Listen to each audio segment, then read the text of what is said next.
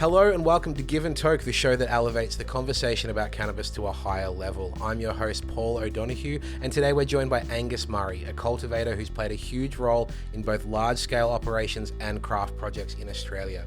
He brings lessons from Canada, a passion for cultivation, and a vision for where this industry is headed.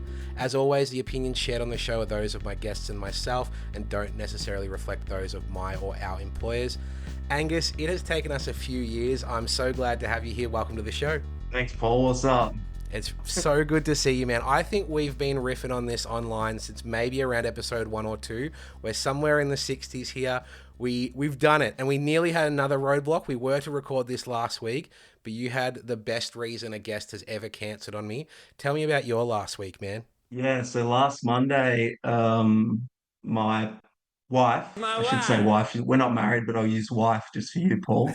Um, she had a baby. Yeah, so we moved to Adelaide recently and I started the new job. But yeah, she was pregnant and we found some beautiful midwives in Adelaide and we had it at home in the water. So yeah, we have a beautiful little baby, Vivian. So yeah, it was Congratulations. amazing, man. And this is your Yeah. second, am I right? Second, yeah. So we've got a 3-year-old who's a total ball of energy. So we've got a boy and a girl now. So yeah, very, very happy. Probably ready to hang up the hat. Time to dial that vasectomy, fan. Man, I'm so pleased for you and I'm so happy. And you know, I think it's fantastic just not to get too into the weeds of it, but even the home birth thing, like I'm hearing that's something people are doing a lot more now and like can be a really special, sensitive experience. So I'm sure that was really magical and beautiful for you. Yeah, I'll take up a tiny bit of bandwidth on that because yeah, it's just worth noting how spiritual having a kid can be. And certainly with our first, we had it in a hospital, things didn't go to plan. And my wife Kate did a ton of work on researching what she wanted, what she needed out of the experience. And it couldn't have been more perfect, man. I'm starting to get a little teary here. But yeah, it's it's having sort of gone through that experience, helping a partner through an experience that didn't go certainly the right way. And then to turning it around and doing all this work with hypnobirthing and having her at home, it was, yeah, just phenomenal, man. So, yeah, it's not to say we're not checking in with the hospital and we're not free birthing. You know, these are professional midwives and everything. So there are options out there for people who don't exactly want to do it that standard way in the hospital. And some people need that. But for us, it was, yeah, it was really quite wonderful to do it at home. And just, my, maybe I should tell this story, maybe I shouldn't, but my son Sterling was upstairs watching TV the whole time. And then right when Kate was actually having the baby, he came down and had a yogurt pouch. You guys can just keep it down a bit. So yeah, it's just like he came down, he's slurping on a yogurt pouch and having some breakfast and that's when it happened. So he was just kind of standing there nonchalant. That's lovely, man. And look, regular listeners of the show will know that this is a safe place for sensitive men. You know, if anyone ever chokes up on the show, it is always us sensitive guys. So nothing to worry about there, man. 3 minutes in the show getting a bit emotional there. I love to see it. Thanks, Paul. Yeah, appreciate it. Yeah, it was wonderful. There's a nice little parallel there where you acknowledge kind of like the traditional elements here of a home birth, but also with medical. I mean, I think that's a good analogy for cannabis and what a way to dive into what my original icebreaker would be. And that's if you could grow only one strain or cultivar for the rest of your life for smell, vibe, story, no market value here, what would it be, Angus? Um, there's too many, Paul. I on the one hand, I love those performers, like those cultivars that you bring in and they just work in the facility.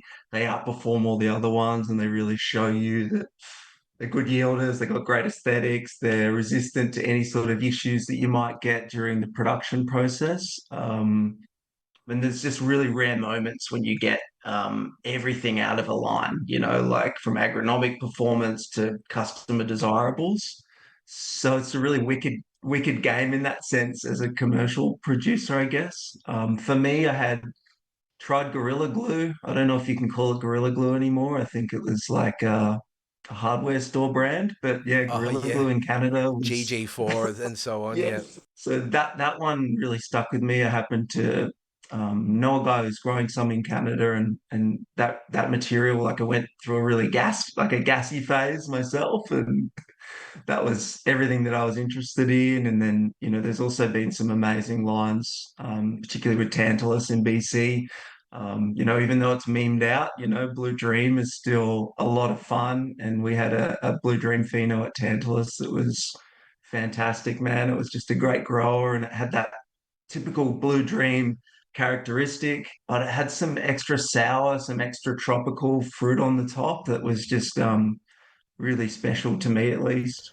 Honestly, when I asked that question, that was kind of where I wanted you to go. That was the first thing that I had in my mind was that Tantalus Blue Dream, because this is a rare instance where, I've had a chance to have a lot of the cannabis that you've cultivated. I think that was a real privilege. This is not a video podcast, but you are wearing your Tantalus hat right now, a BC grower that I absolutely adore. I got to tour the facility before the world shut down before COVID. And again, you're mastering the segues here, because we are going to kick off with a bit of a walk down parallel memory lanes, because we were in Vancouver at the same time, although our paths did not cross. I miss Vancouver a lot. I greatly cherish my time there. I think about it a lot. I think about the mountains, the trees, the air. I couldn't do this episode with us first having a bit of a bro down, because otherwise I would just, spend the whole episode circling back to remember that thing in Vancouver. How would you define your experience there? What was it like for you? Oh man, it was definitely, I mean, as Australians, I feel like everyone needs that opportunity to go and travel. Like we're quite an isolated place, and heading to the UK seemed okay and heading elsewhere seemed okay, but I thought, well, let's just go somewhere cold. And me and my wife My Kate, wife. my wife, not wife, decided to go and get some snow. And yeah, we moved to Vancouver. I drove into Whistler like most Australians do, and thought, oh my gosh, it's full of Australians. Man, it's one of the hardest things about being there, isn't it? Like escaping the Australians. Yeah, so we didn't move to Whistler. I just thought I'm just going to make too many Australian friends, so we moved to Vancouver instead and did the city thing. She works in film and TV, and I really wanted to be in cannabis, so I was so focused on working in cannabis. Like that was my all for a couple of years there, and just enjoying the mountains and the hiking. Man, it was so pretty there. Like it's just pristine nature basically on a major city's door. And I know that happens a lot in the world, but you've really got to go there to see it. And 360 mountains, water, and then just beautiful hiking and nature. So yeah, it was a special time, man. You can live in the crapper's basement suite, but still kind of look out that window and see, Seymour or Cypress in the background, smell that fresh air. Like it is a hell of a place. And I think you're right. You can't really know it until you've done it.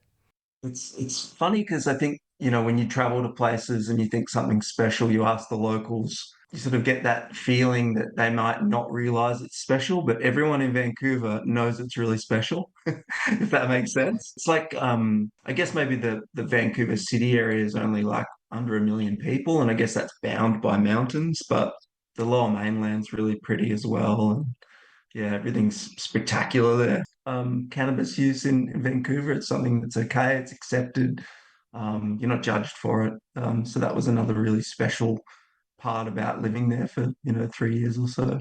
Yeah, it's kind of nice to live somewhere that is dealing with bigger problems, because ultimately that's what it really comes down to when most people advocate for cannabis use. It's like even the detractors, should see the rationale and the logic in legalization, in the harm minimization, in the low safety profile. More people fall off ladders and die each year in Australia than have ever died of cannabis. And, we're not banning ladders, so it's kind of like there needs to be a reality check when you go somewhere that's kind of getting on with it. And the city council provided free heroin during COVID because they didn't want people to die from bad heroin. Like that's just progressive Mm. drug policy I don't think we'll ever see in our lifetime here in Australia. Yeah, I don't think, I mean, Australia could do it, but I don't think we're going to see like regulation of ladder shops in Australia, like anyone Legalized who's over ladders. 65, you can't buy one. They're limiting the height level on certain ladders for certain ages. If you're under 18, you Exactly. can't get a 6 foot ladder. Yeah, yeah. You got to bring the baby boomers in and with supervision, buy them a ladder now. Yeah. Oh, we're on to something there. Well, yeah, as we've mentioned, it was a hell of a place. You spent time at Tantalus there. What were the lessons like that you learnt there? Because I think, that really planted the seed, pardon the pun, for your love and passion and interest. You've already alluded to the fact that being somewhere like that rids the shame and stigma, so you can kind of just get stuck into the work. What was the foundation that you got from working at Tantalus? I had a horticultural background, and you had to grow plants. And for me, the curious thing about moving to Canada was, seeing these commercial groups popping up. And for me, I wasn't seeing that in Australia just yet.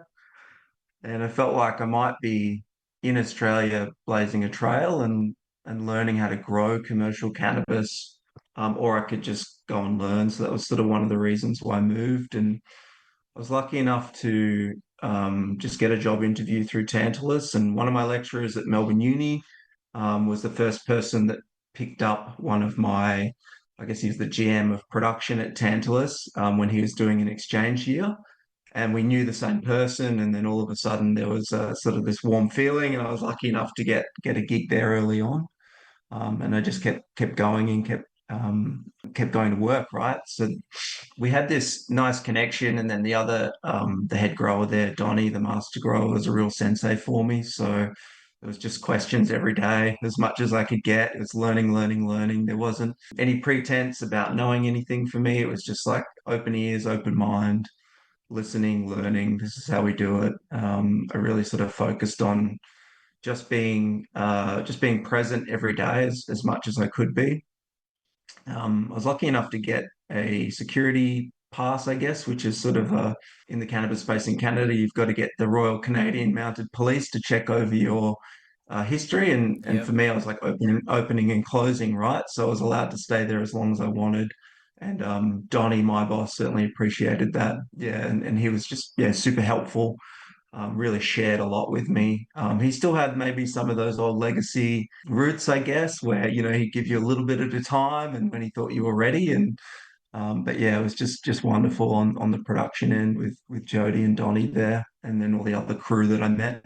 Felt like as I kept progressing there a little bit, I was able to start injecting a few things from sort of a production horticulture perspective, like the IPM stuff. I was really taking hold of, and ended up sort of leading some groups in IPM and some of the plant production stuff there. From a commercial perspective, Tantalus was so exciting. I think, Dan Sutton, he's got a TED talk out talking about his production methodologies with the group. So he was a real thought leader in the space. And I think he attracted a lot of really good people that were curious about what they're up to. So if I had been there a bit longer and not moved to Aurora, I might have seen you come through, Paul. And just those conversations weekly with people touring through were amazing for me. I was so excited to be there. So I'll stop talking now about that time. But It's a podcast, man. You're good. It's actually really funny because, like I said, our paths didn't meet, but I was aware of you because when Dan used to come into our dispensary, Muse, he would mention you, like just like hey Australian, do you know the other Australian that I know? So he would always mention you, and that so that did mean that you were on my radar, and it was something I was excited about to know that this awesome Vancouver-based craft cannabis, $15 for 3 half-gram pre-rolls. $30 eighths of Blue Dream, Sky Pilot, Skunk Haze, things that I loved, was being grown by this other Aussie guy who, by all means had a great reputation. So, nah, dude, I'm all here for the bro down and talk about Tantalus. I did try to have Dan on the podcast in the early days, and he said he'd only come on to talk about excise tax, and I didn't know if I could do an hour on excise tax. So, Dan, if you are listening and you're open to some other topics, love to have you on, mate. yeah, I love you, Dan. So, after Tantalus, you have then moved on. You have continued to work in Canada. You've then returned to Australia. You've worked at one of Australia's biggest cultivators in Can Group. You're now working with, good friends of the show based in South Australia at Golden Days Cultivators. Shout out to Sasha and Ewan. Tell us about that transition, how you did move on from Tantalus, a little bit more time in Canada, back to the big dogs in Australia, and now down to the little craft dogs. Yeah, so I moved on from Tantalus, still in Canada, and then I started working for Aurora, big producer in Canada. Like when I was at the smaller craft place, like they were making quite a lot of waves with a huge amount of material. Ended up working at the back of the University of British Columbia in the old Anandia lab. The Anandia lab was then purchased by Aurora, and we became sort of the Aurora West Coast Science Division. So I was working with a bunch of really, really smart people and just being the grower for a bunch of plant scientists and molecular biologists. So that was another whole really rewarding experience where breeding and genetics was just on my mind every day. And I was sort of working and controlling a little lab for people who were unbelievably talented. Some of the conversations and the meetings we'd have would just, my jaw would be on the floor. So certainly shout out to those folks as well. They're putting out some of the best material, I think, breeding wise in Canada right now, and it's really craft based and science backed. That was a really big eye opener for me, I guess, because I was looking at the future of where, say, breeding and genetics might go, and seed varieties, all that kind of stuff. Autoflowers was just really being talked about and researched, and it was hard to not love that job as well, working at UBC and riding my bike from kits every day into a university and having a good time. So yeah, it was another really great job. I actually wanted to stay in Canada. Both Kate and I, my wife, wanted to stay in Canada, and COVID hit, man. So I was packing up an apartment in February 2020, and catching one of the first flights after the shutdown of all the airports during COVID. So I ended up doing a COVID hotel, like one of the first people to go through a COVID hotel. Lucky I didn't have to pay, but I ended up in Australia with no weed connections and no work, I guess. So that was kind of an interesting time as well. But I started consulting for a couple of groups while studying in 2020 just to do something. We're at my in-laws' place and we just moved back, and it was an interesting time, I think, for a lot of people. For me, I started doing some ag science work at ag science education, I should say, at Uni Melb, and then consulting, and that was keeping me busy. But I knew I wanted to get back into the production space straight away. So who else but Can Group, I guess. So I made a connection with James Yogi Can, and we've been buddies ever since. So shout out to James as well. He's been a great mentor over the years. So yeah, initially I started working with Can just at their Melbourne facilities, just in sort of a part-time and casual capacity while studying, and then I was lucky enough to kind of have my head close enough to the ground, just to hear about the cultivation facility in Mildura.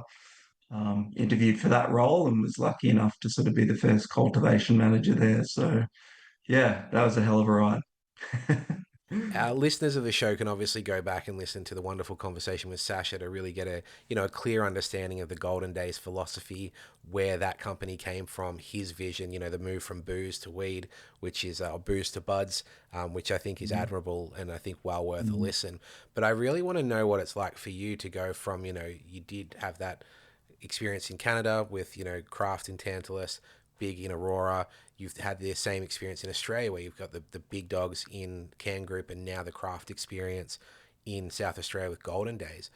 What excites you about the craft approach, and how is it different? How do you approach things differently in those two differing environments? Yeah, I think certainly with a big money, big production environment, there's not a lot of room for creativity. There's not a lot of room for say going off the script. I guess maybe in terms of production efficiency, you've got to be really focused on that, because if you've got, I don't know, say like 16 people on a default standing around for an hour, because of some scheduling issue as a manager, you kind of, you're burning a bit of cash, right? So these things have to be really well oiled and mechanically almost perfect. So that being said, once you do get it at that state and it's humming like that, there's nothing better in the world from big commercial facilities when you see that. It's really gratifying. I guess what I would say about smaller high-end craft facilities is you've got so much more control. If you talk to any grower in the space, control is everything, environment is everything. So having just this elite control over the plant and how it expresses itself is really alluring. It's really reliable as well indoors. So you've got way more control than you might have in a big production environment outdoors or in, say, polytunnels, light depth. or a a high-tech glass house. But you do have more sort of, I guess, maybe room for creativity and spark. So let's say we've got an orange velvet or something at Golden Days that needs a little bit of extra veg time. We can do that. We don't have to live and die by the schedule. We can give the plant everything it wants and everything it needs, and really take care of it in its sorry, to sort of help it express its genetics as best as possible. Yeah, so that's kind of probably the most interesting thing about switching. I really love growing plants in any environment. There's always unique challenges to each one, but with that craft scale, I'm going to be responsible for every step of the way. There's going to be material that's coming through that, I've trimmed, that I've defold, that I've propagated. So that's really gratifying, Paul. That was kind of one of the criticisms I remember in the early days of the Canadian cannabis market, when just these massive facilities were going up all over the country. And it was kind of, the math didn't add up. It's just like, you don't have enough people for the amount of plants there. Like, how can you actually take care and check in on these things well? So I think that really resonates with me. It's that level of, I don't know, intimacy, for lack of a better word, that you can have with the plant and your crop that just can't be had in those big giant facilities. Yeah, I think that there's certainly machine vision and things like these that are coming around, but I think, say for example at Cannes, I used to rack up maybe 5 kilometers a day walking. Like I'd check my pedometer on my phone, and yeah, I'd just be walking a lot, just checking crops, and then I'd have, a suite of people that would work with me in certain departments in cultivation that would be doing the same, right? So there's quite a lot of travel time and walking, and there's lots of things you can miss. So systems and processes with reporting are really important in big facilities. Yeah. A lot of patients don't really get to see behind the curtain. They get the end product in their hands, but there's, weeks and months and years and lots of manpower that's gone into it. What does it take to deliver a consistent, high quality product? What do the patients not know about what goes into this? I guess maybe if we start with consistency, you just have to go in every day. You need to check systems and levels, whether that be irrigation or environment, whether that be crop work or harvest. Everything needs to be checked constantly. So it's really a 7 day a week job. Cultivation. It's like farming. These high tech facilities provide a lot more automation than some lower tech facilities. So, you can sort of spend a couple of hours where you might be spending a whole day on a weekend. But yeah, you've really just got to be going in every day and making sure your set points are correct on just about everything. So that's the consistency and executing SOPs, and keep doing that until you're really great at it, I think. High quality is probably it's another basket altogether. I think, I was thinking about this question, and one, it's you really need great or special genetics. You really have to look for something that works amazingly well in your environment or in your cultivation processes or within your constraints that you have. And they really look after you. So, when you get one that just really looks after you and it's hitting perfect operational sort of outcomes as well as customer desirables, you're onto a winner there from a genetics perspective. I guess maybe the thing that really strikes me is, having worked at a few different places now, is really good people. So a committed, engaged workforce is really, really, really important. Not everyone's going to care as much as the head grower or the director of cultivation. So you really need those people that are committed and engaged. They want what the grower wants. They want excellence from every run. So pride and passion really do count for a lot when we're talking about really top shelf, high end material. And then the last bit is managers and owners, I guess, is probably where I'd go next. It's sort of people who really care about material. They want to be in the market but tread their own paths. So I think the biggest mistake a manager or owner in a cannabis business can make in operations is trying to, say, keep up with others, or looking to others to see what to do. If you find your people, your growers or your workers who are really committed and passionate about the product, and you like what they're about, push that, create your own identity, and tread your own path. These products end up expressing who you are as a person or who you are as a manager or a business owner, and they really speak to the buyer or the end user. Probably analogy is like challenging design or art sometimes, pushing that material from a craft perspective into a direction that it's asking you to go. A little bit longer in flower, a little bit less longer in flower, a little bit more veg, a little less veg. Learning to work with those unique cultivars that you have and really potentializing what they have to offer is how you get to amazing craft, I think. Um, just one man's opinion, but yeah. You've put it really quite eloquently. Like I'm sitting here and pondering on the fact that for years I've espoused the importance of people who work in cannabis need to care about cannabis. And it sounds idealistic to people because obviously we still need the business mind and we still need the capital and things like that. But I think you've put it in a way that no guest prior to you has, just in terms of the inputs create the outputs, and often we think about fertilizers and we think about what's going through the substrate, but it's actually also about the people within the company. For lack of a better word, what are the vibes? What are these people bringing? What are their desires? What do they want? And I think you just put that really beautifully in a way that hasn't been put before. So that really means a lot to me, because I think more and more we see the clash between clinic and culture, particularly in Australia where it's a medicinal market. And you and I, no slouches here. We would love an adult use market, I'm sure. We both cut our teeth in an adult use market, so we see the potential there. We've already spoken about the lack of stigma. But I think when we have this market that is so medicinal, we keep seeing all this pushing away from the cultural side of things. And sometimes it is as simple as you need great people. You need people that care about cannabis. You don't even need to use cannabis, but you need to understand why it's so important and have some sort of relationship with it and understanding where it can be used. So, thanks for putting it so nicely. I don't really have a follow-up question to that. I think it's just nice to kind of sit on that and go, good people matter when it comes to cannabis. I think uh, all for an adult use market for sure, Paul. Yeah, couldn't agree with you more. I'll segue for a tiny bit if I may and Please. describe. So I worked in a dispensary in Vancouver. When I was over there, I worked there for about 5 or 6 months while I was looking for cultivation work before I landed the Tantalus gig. And one of the most enjoyable parts of the job was selling people material or bud or pre-rolls or what have you that really you could see their eyes light up. And, I have to, as a plant science nerd, right, think, well, that's probably genetics, right? Those genetics of that person and that the genetics of the material, something's going on there. And often, users would come in and they'd go, oh, I want this, cheap eighth and then this expensive eighth on payday. And then it might be that medium of the range eighth the day before payday or what have you. But that watching people smell and observe and look at the material and through the bag or through the sample bag we had, touch and look at it was really eye-opening to me. I don't think there's a Coca-Cola in cannabis. I don't think someone's going to land that magical line or strain that is just going to beat everything else. I think people are looking to scratch that itch in a different way.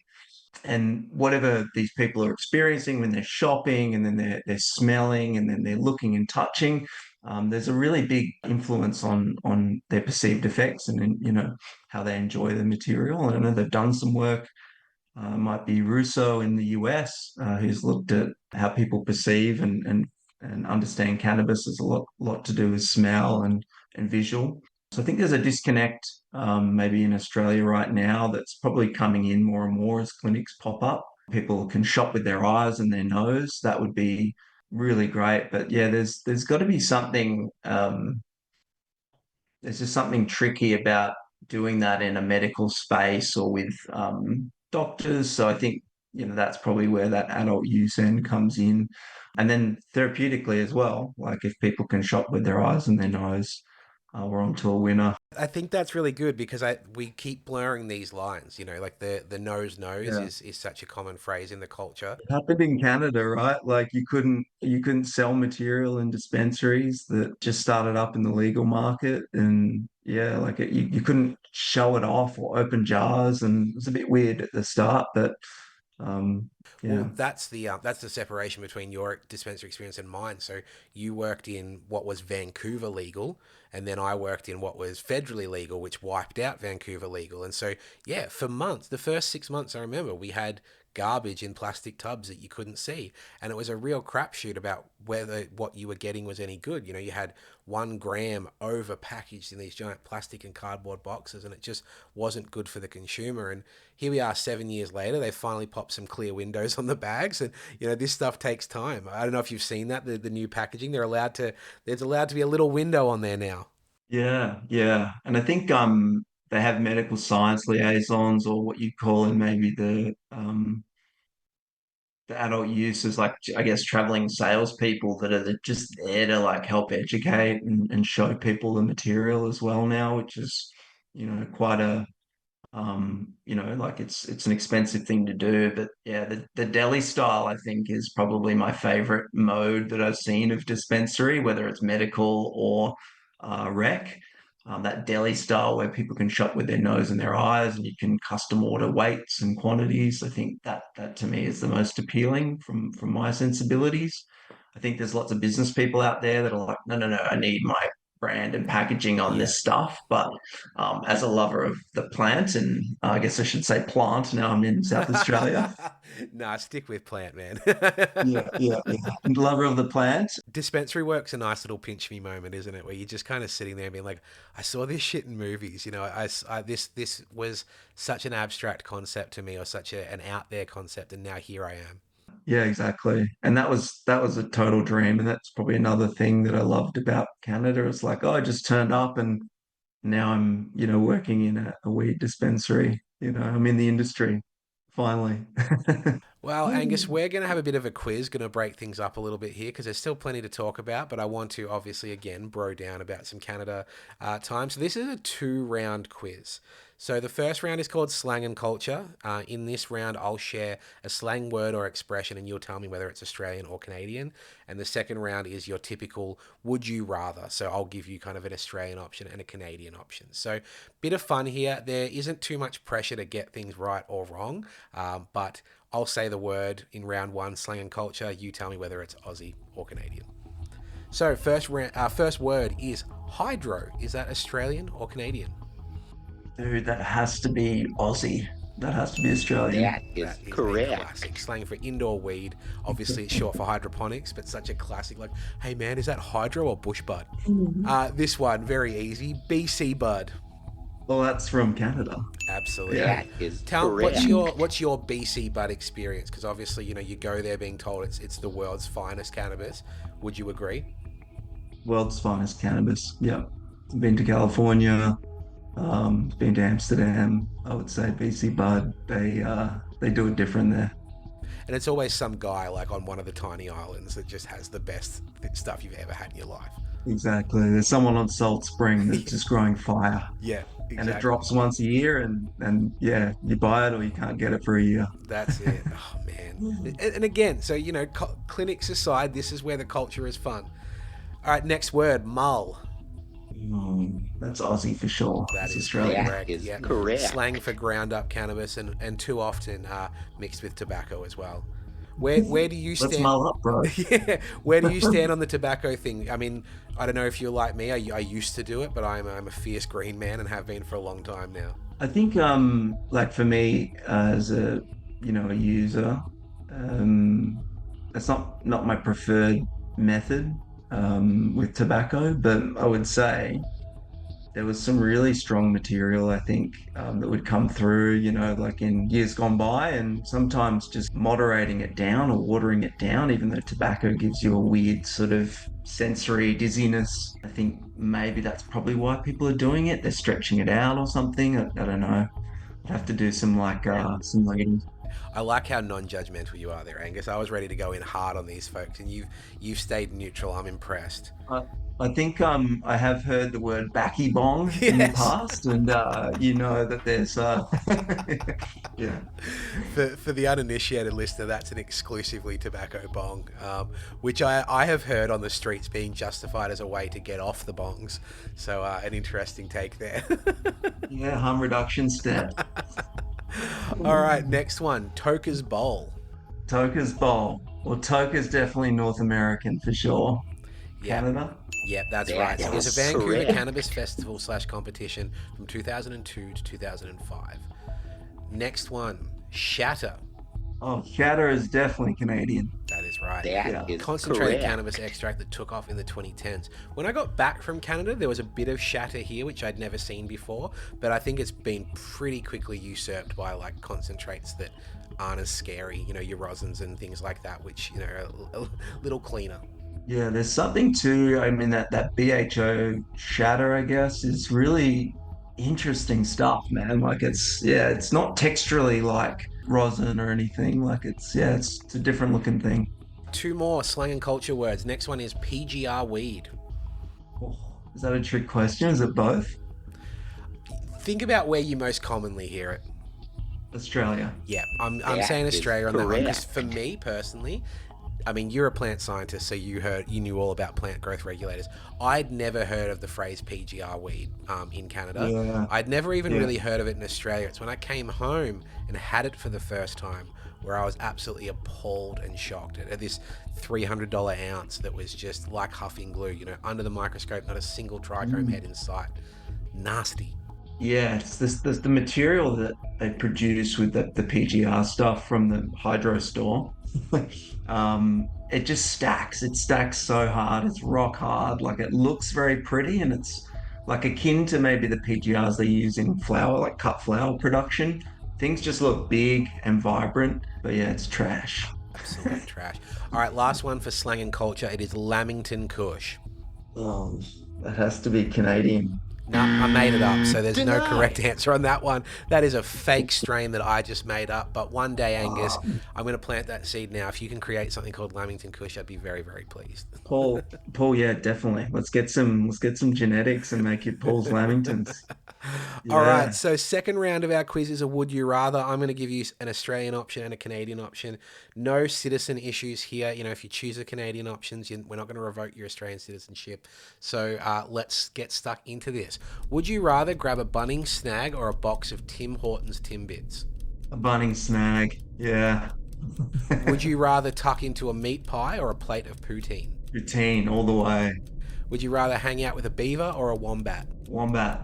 Would you rather start your day with Vegemite on toast or maple syrup on pancakes? Maple syrup on pancakes. Do you call it an esky or a cooler? Cooler. Yeah. Cooler. Would you rather hit the slopes at Perisher Blue or Whistler? It's not even a tough one, Paul. It's not- Whistler. Yeah, I the actually was granddaddy. just like, what mountain am I going to put that even Yeah, competes? There's not yeah, one. and then over to Blackcomb in the afternoon. Yeah, just a cheeky little duck over. Yep. A drive along the Great Ocean Road or the Sea to Sky Highway? Sea to sky. Yeah, I'd Yeah. take that too, man. That is Yeah. unforgettable. The Great Ocean Road is A like drive, yeah. is beautiful, but like again, we're not dissing Australia here, but that scenery over there, man, my God. It's breathtaking. Yeah. Would you rather watch a game of footy or a game of hockey? Hockey. Yeah. Ooh, cheeky. Yep. Canucks fan. Poor guy. Yeah. I'm a Toronto Maple Suffering, Leafs yeah. fan, so yeah, I can't pick on anyone. What am I talking about? One of my favorite things to do was talk to like old hockey heads about the Canadian hockey riots back in the day because they almost made the Stanley Cup or almost got the Stanley Cup, I think, in the early 90s, and the whole city rioted. Yeah, It was just cars turned over and one of my favorite stories because I think the most recent one was 2011, and I think Canucks fans have both rioted when they've won and when they've lost. So there's no way for like the city to plan accordingly because either way everything's fucked. And so one of the guys I worked with, he told me, he's like, someone drove trucks of rocks down into downtown and left them there waiting for the riots. He's just like, piles of rocks don't just turn up. That shit's planned. So I'm just like, you Canadians, you've got this reputation for being polite and friendly, but boy, don't mess with hockey. yeah, it's like there's a hockey purge. They did it after a Metallica concert as well, I think in the 90s, but there's like a purge moment when the whole city pops, you know? Don't mess with those Repress Canucks. rage. Would you rather get swooped by a magpie or shovel snow? Oh, I think I'd take a Swippy boy. Yeah. Yeah. Yeah, Yeah. nice. A late Yeah. night run to Kmart or a late night run to Walmart? Walmart for sure. Yeah, got everything. And last one, would you rather drink in an Aussie beer garden or on a patio at Earl's? I think it'd probably an Aussie beer garden. Although, Earls. Aussie beer garden. Yeah. Yeah. If I put Cactus Club in there, would that sweeten the deal at all? They do. Yeah. I mean, yeah, maybe. No, Aussie beer garden. Well Yeah. chosen, mate. Well, there's clearly a nice little mix there. A bit of Canada, a bit of Australia there. Again, appreciate the chance to bro down with you as we steer our way back into talking about Australian cannabis. So, of course, growing great cannabis is part of the story, part of your story as well. But there's also this system that we're operating in. And you're part of groups like AMCA and the Australian Cannabis Cultivators. What role do you see cultivators playing in shaping the future of this industry? I'm so glad there's a group like Australian Cannabis Cultivators around. Like we had a really, really successful Growers Day at UIC this year.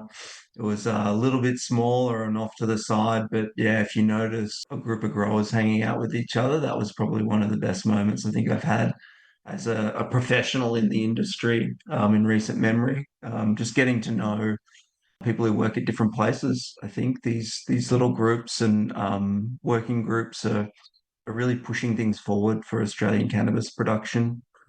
In Canada, they've had some sort of, or in California, they've had some sort of, legal framework since early 2000s, I think. So people have had sort of the production experience and knowledge sharing culture that sort of maybe only comes with the guys at the hydro store in Australia, I guess, maybe.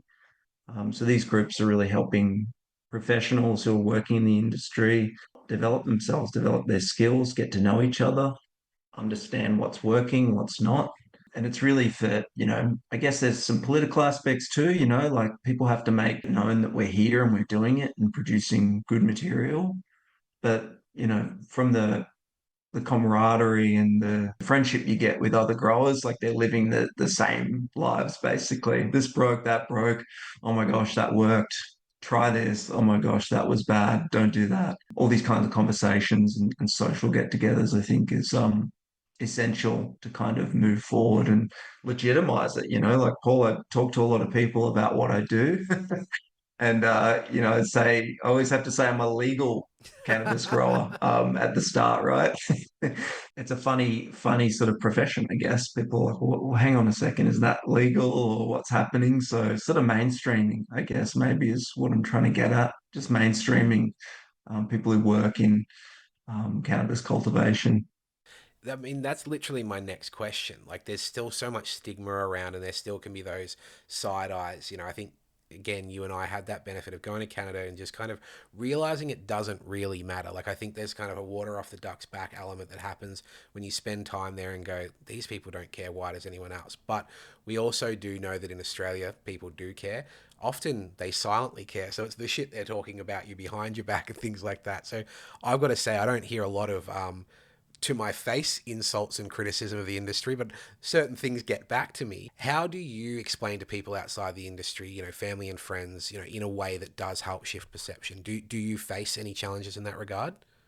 Not sort of interpersonally with family and friends. I haven't ever been denied a bank loan and I haven't sort of ever had some of those challenges that people from sort of legacy days have had, right? So for me, I feel really well supported and confident. And maybe that comes from working in Canada where it was just par for the course that of course, we know people who do this sort of work, illicit or legal or medical or what have you. So I kind of just took that confidence that I saw from so many people that I worked with and adapted it over here. And people are pretty supportive. What you maybe don't see is like you're describing, I guess, people that may hold some prejudices against you. Yeah, I don't know. Yeah, life has been pretty good to me. I'm very lucky to be doing what I'm doing. So I think if you speak with passion and poise, you take it seriously. People are supportive because they can see that passion in your eyes, right? Yeah, it doesn't take long to kind of swing people around. Sometimes, it might come up in conversation with someone new that I've met, and you figure out your way to tiptoe in, but there'll be some mild discomfort. And then when they hear that it has elements just like any other job, it's still something you clock in and out, they're still super paid. And all of a sudden you've legitimized it to them. And that's, one person who might change their mind a little bit. So it's not actually that hard to have the conversations. It's a small bit of discomfort, if at all, and then you kind of get over that hurdle pretty quickly. I think, like a lot of things, conversations help. I have a question for you, Paul. Oh, You're a flip the you're mic. a, you're a school teacher, right? in my experience, some of the school teachers that I've met have been some wild folks, but then some school teachers I've met have been pretty subdued. Like, I guess the archetype might be like the kid that would give the teacher the apple became the teacher. Yeah. Um, Oh, yeah. I remember those people from uni that they just did really well at school, so they thought that was a good pathway to yeah, take. and they're amazing. Yeah, and so the question the question I have for you is now you've say left that profession or you're still educating in a way. I can see that shining through perfectly. But do you know any or have any contacts or anyone that has kind of been a little bit judgmental about you moving into the cannabis space from teaching? Because you may have known some teachers' pets. Yeah. Um, I've got to say, very interestingly, on like so I was very smart and very coy about what I did. You know, my employer knew what I did on the side in terms of Give and Toke because it was important that they knew, you know, that I if it ever popped up that they knew first. You know, like if someone found out or someone Googled it and the links were made, that they were ahead of it. So that was really important mhm, to me. mhm, I also was lucky to work for my last principal with someone who I think had a respect for alternative medicine. So whether she cared about cannabis or not, there wasn't that level of judgment. And so I was very coy, I was very careful. I had very meaningful conversations with him, with colleagues that I could see would benefit from it. So, you know, someone tells me they're having migraines, and about 4 or 5 mentions later, I'll go, have you considered cannabis? And we'd have a great chat. So I was pretty careful, I believe. And even on the last day when, you know, there was a little farewell morning tea had in the staff room, the last thing my deputy principal said, you know, after all the thank yous was, and if you want some good weed, I know a guy. So there was like this level of kind of joke and fun and banter to mhm. it. And I actually found each person I told, they were more shocked that I was leaving teaching than they were that I was going to cannabis. Because as I realized, teachers either retire or go to another school. So it was actually very confronting for some of the kids that, you know, they didn't know I was going to cannabis, but to know that I was going to the medical field. For some of the parents, they're like, what do you mean you're not going to another school? So it actually was this really nice little shake up of what people's typical perception is. You know, I'm 36, done this career for 13 years. I'm going to go do something different. So the cannabis thing didn't come into play. I actually think I got an opportunity to show people that, like, oh, there's other things you can do in the world. So I'm proud to say that I didn't face any pushback. I found a lot of really polite encouragement. And this is conservative Catholic education. So I think, again, Nice. people are out there, supporters are out there. Like I couldn't say that I had a bad time with my love for cannabis in that field. Nice. As a product of conservative Catholic education, Paul, I congratulate you. I think you just brought a few things up for me in your answer. Like I was kind of I think the judgment I get from community or others around cannabis is actually from like some of these growers groups within Australia that grow other things. So a lot of times Right. it's like, oh, it's just a weed, or it's pretty easy to grow, isn't it? You know, Yeah. from say these elite tomato growers or folks along those lines. So I think that's the time where I'm thinking, oh, maybe I'm not on quite on their level because they're doing tens of hectares of tomatoes or flowers or something, and that's way harder than what I do. So yeah, that's kind of the only time I've felt any stigma or judgment. It's from people who do the same thing as I do, grow plants. But yeah, Well, yeah, Angus, I've just smoked your cannabis and it's helped my life. I've never had a life changing tomato. So what do those guys know? yeah, man. I think in competitive professional connections are important in a way. You know what I mean? You've got that person who you're like, man, they're elite. Like I'm loving what they're doing. And then you've got those people who are like asking you questions like, what are you doing? So that they're really important as long as it doesn't get too nasty, right? Yeah, and I don't know about you, but I think there's a real propensity for that in the quote unquote cannabis community where sometimes like people that you would have so much in common with are some of your biggest detractors and biggest critics. And I think it says more about them than it does about you. It's that really like school bullying 101. You know, some kid's picking on you, it's because he's got problems. Totally, totally. For me, I'm, try and, for lack of a better word, cultivate those relationships as best as I can. Like I think we're all, you can't see the forest for the trees sometimes. We're all in this space together, right? Like even if someone's doing better in business or a career or life, like you kind of have to respect and really honor them and what they're doing as well. I think it can be hard because sometimes people in cannabis might see it as a zero-sum game. It's still a nascent industry in Australia, but yeah, like it's try and support, never diss another grower. That's kind of that's one of those things that I try not to do at all, just try and uplift those people that are working in the same industry as me. So that's another reason why that ACC group is essential, I think. Yeah, the convergence of like-minded people and people coming together for a shared goal is really important, and that's what cannabis needs. Like it's a tough job, it's a tough industry. There's challenges within and from without, and if we're kind of fighting the people that kind of best know our struggle, doesn't really make a lot of sense. So I think that's a really nice note as we head towards the end of the show to kind of remind ourselves about. It's something that I aspire to, and it's something that I strive to do is maintain meaningful relationships with people that have points of difference, people that have different opinions, people that do business differently, because we can all learn from each other. Yeah, these folks, I mean, I guess maybe just getting to know Emily Rigby, getting to know Andrew Ollie from Dismal Harvest and Max from Tas Botanics as well on the steering committee. He's just been phenomenal through the AMK-ACC connections. So just getting to know those folks and knowing I can call someone or chat with someone if I've had a problem, or they can call me if they're curious about something. That really starts like meaningful relationships, and I guess the that cobbling together of these growers who have traditionally been a little bit secretive with each other because of the company NDA and stuff has been really rewarding, right? You don't have to overshare anything you don't want to, but we're putting on talks and educational things for people to listen, and that really helps build community, I think. So Well, yeah, no, I've actually had the privilege to go down to Tassie and see the Tasbot facility, be toured around there. They opened up their doors for me, which was brilliant.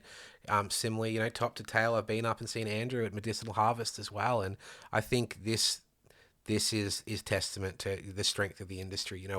I work for a company that imports. I work for the competition, yet there's still this ability to welcome people with open arms and see where are our points of similarity. So I think these are the shiny parts of the industry, or the good parts of the industry that people don't always see.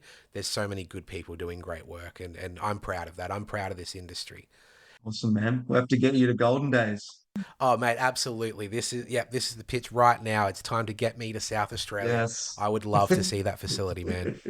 Come on down. Come on across. I think my last question is going to be about Golden Days. What are your goals for your work at Golden Days? What does the future look like for you? What are you excited about? Hmm. So I think with Golden Days, the perspective, and I mean the startup phase is always a lot of work and it's really tricky. So we're working on starting this thing up and getting some material out. Unfortunately, my wife had to Wow, have a baby wow. a week before the first harvest was due. So everything was Great happening at timing. once. But yeah, so they're working away right now. Doing the first harvest from the company and processing material. So I'm really excited to get back in there and just start looking at the material dried and cured and get involved in the post-harvest processing, see what we can do with some of the lines and the strains we have there. I think there's a lot of different opportunities for the company from, say, a small craft producer in Australia. We're getting a lot of friends and colleagues reaching out, wanting to come and see and coming to check it out, and then also trying to connect with some other small craft producers. I know you've had Maddie Dent on the show from Wangara. They're good colleagues of ours that have sort of helped us start up. And really, it's about getting this thing humming, I think. You start up and there's sometimes some short runways on these facilities, and getting that thing really humming and working as best as it can. So these first few batches are looking phenomenal. There's quite a lot of diversity and variety in what they're offering. So for me, it's really about seeing what we can do with the genetics and then getting some more and offering a lot of diversity of material, making sure that the material is so well respected that we've got people beating down the door for tours to brand it and curious about the journey we're on. So you and Sasha have been absolutely amazing to work with. They're, yeah, absolute gems. And I should shout out to both of them right now. They're probably at the facility doing the grunt work, man. So it's really rare to see people who are from really successful backgrounds, multiple time entrepreneurs in the business every day, building it. They're not sort of sitting in an office. They're boots on the ground, making sure they're across everything. So credit to those guys, man. Yeah. Well, I was very excited when I saw that you joined their ranks. They're two wonderful blokes. You're another wonderful bloke too, and I think it's really nice to see great people coming together. I think it's a nice full circle moment for this conversation, as we've already alluded to that multiple times. You know, good people can create great cannabis. So, Angus, our last segment is called Pools of Wisdom, and though you've offered lots of wisdom today, we try to leave the listener with one key dinner party fact, takeaway, or even a call to action. So, Angus, what is your poll of wisdom? Can I do two? Please. So I think life can be complicated, hard, work or life, or we can get wrapped up in events either in the past or in the future, you know. So for me, whenever I'm getting wrapped up in something or there's something tough with work or life, it's just focus on the work. So whether that may be in a job or a hobby, focus on a passion or what's drawing you in constantly. Focus on the thing you can't stop doing, you know, as long as it's not like crack cocaine or something. Focus Sage focus on the advice. thing, focus on the thing that's worth doing that makes you happy and productive, you know, makes you want to produce. For me, it's growing plants and working in this field. I'm in protected horticulture and cannabis. I'm obsessed with that. So if I'm distracted by life or stresses, I just try and jump into that thing that drives me even more. The second one is if it doesn't smell, it doesn't sell. Very nice. Very, very nice indeed. That terpene count is low. It ain't worth my time. Well, Angus Yeah, Murray, man. like I said, you've been a desired guest pretty much from episode one. It's been such a delight to have you on the show with me today, sharing your journey, you know, from Vancouver to Australia and everything in between. To our listeners, thank you for tuning in. You can find us on Instagram at Give Toke, or you can email giveandtoke@gmail.com. Again, Angus, thank you so much for joining us. Paul, it's an absolute pleasure. Cheers, brother.